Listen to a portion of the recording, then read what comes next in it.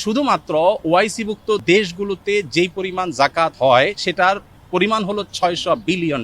আমাদের দেশে সেই জাকাতের টাকা আনার কোনো প্রপার ওয়ে সেভাবে নাই। গতকাল মূলত রাতে আমাকে মাননীয় প্রধানমন্ত্রীর পক্ষ থেকে আমন্ত্রণ জানানো হয়েছে যে জাকাত কিভাবে আরো ইফেক্টিভলি বন্টন করা যায়।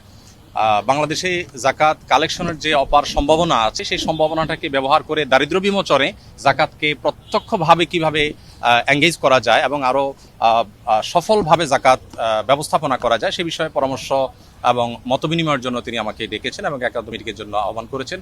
তো আমরা যেহেতু আপনারা জানেন আসুন্নাহ ফাউন্ডেশনের মাধ্যমে আমরা জাকাত নিয়ে কাজ করে থাকি বিগত 6-7 বছর যাবত, এবং শুধু গত 1 বছরের হিসেব অনুযায়ী আমাদের মাত্র 13 কোটি টাকা খরচ করে আমরা 2100 বেকার তরুণ তরুণীকে আমরা পৃথকভাবে স্কিল ডেভেলপমেন্টমূলক প্রশিক্ষণ দিয়ে তাদেরকে আমরা কর্মসংস্থানের ব্যবস্থা করে দিয়েছি।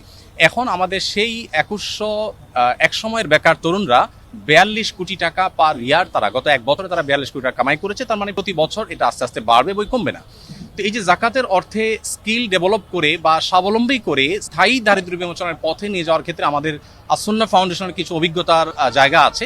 সেই জায়গা থেকে আমরা কিছু পরামর্শ, কিছু মত আমরা দেওয়ার চেষ্টা করছি মাননীয় প্রধানমন্ত্রীকে, এবং সেই মতগুলো তিনি শুনে তিনি খুবই খুশি হলেন এবং তিনি আমাদেরকে মাননীয় মন্ত্রী ধর্মমন্ত্রী মহোদয়কে এবং অন্যদেরকে সংশ্লিষ্টদেরকে নির্দেশ দিয়েছেন যে যেন জাকাত নিয়ে সরকারের জায়গা থেকে আরো ইফেক্টিভলি কিভাবে জাকাত বন্টনকে আরো সুশৃঙ্খলভাবে করা যায় এবং আরো ইফেক্টিভলি করা যায় সেই সম্ভাবনাগুলোকে খুঁজে বের করার জন্য তিনি নির্দেশ দিয়েছেন। তো এখানে মন্ত্রী মহোদয় তাদের জায়গা থেকে তারা কাজ করবেন ইনশাআল্লাহ, এবং একটা কমিটি প্রস্তাবনা করেছেন। তিনি সেখানে আমাকেও থাকার জন্য নির্দেশ দিয়েছেন, অনুরোধ করেছেন। আমি ওনাকে বিনয়ের সাথে যদিও বলেছি যে এখানে খতিব আছেন, আর অনেকে আছেন, তারপরেও তার একান্ত অনুরোধে ইনশাআল্লাহ আমি হয়তো থাকার চেষ্টা করব।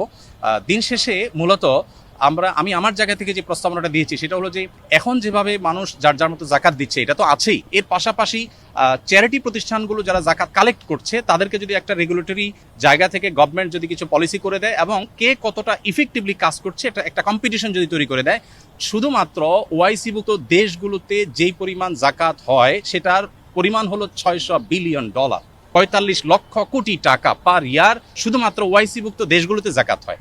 আমাদের দেশে সেই জাকাতের টাকা আনার কোনো প্রপার ওয়ে সেভাবে নাই।